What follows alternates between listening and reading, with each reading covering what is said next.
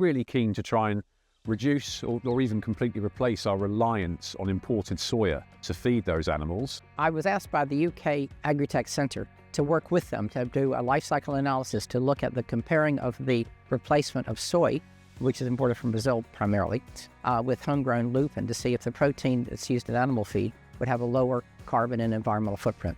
Bringing the soy from Brazil, it's bad in a couple of ways. They're deforesting. It comes over with transportation requirements, and also the soil being turned over for crops releases a huge amount of carbon. We were looking at conventional methodologies like field trials using regenerative agriculture methodologies, and also next generation methodologies, in this case gene editing, to improve some traits, herbicide tolerance and pod shatter.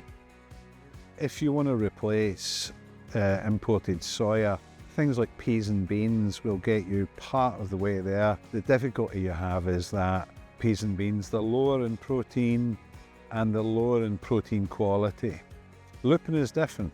Lupin is the one species that you can grow that will genuinely replace soya protein.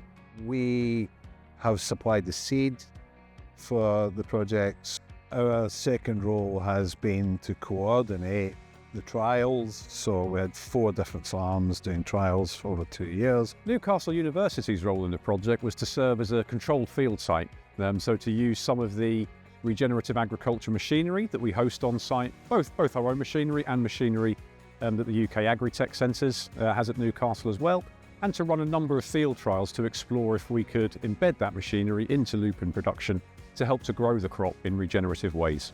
The main challenge that we faced when growing the lupins was the variability between years, particularly as related to the weather. In 2023, we had a good year. We grew some forage lupin mixes to feed to our dairy herd, and they performed very, very well. And when we tried to repeat that again in 2024, particularly with our reduced tillage, no tillage approach and our heavy clay soils, we had a very wet year, and the crop struggled with those levels of moisture in the soil, which also led to a bit of compaction. Where editing technology comes in is that if the plant is as robust as it can be, so if it's got disease resistances and it can grow in low nutrient soils and it's growing at its best capability, it's got the biggest roots that it can have and the best leaf coverage that it can have without you having to do anything else to it, it gives you the best chance of you growing in a regenerative environment. So you don't have to use pesticides and all the other things because the plant is growing and is adapted to that soil already. So our part in the project was whether we could gene edit lupin and whether we could improve an agricultural trait. The trait that we were focusing on was pod shatter.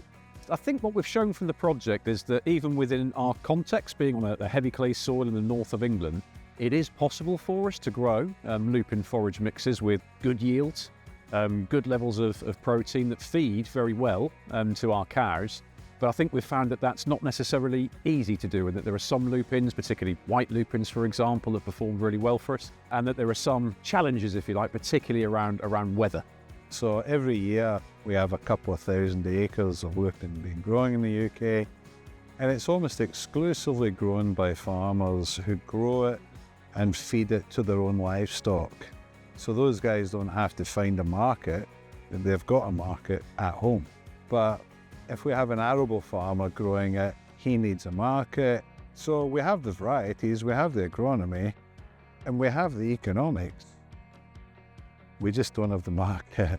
So we've been involved with the UK Agri-Tech Centre for a long time, and I've really enjoyed working with them because actually we're introduced to new technologies and different ways of thinking.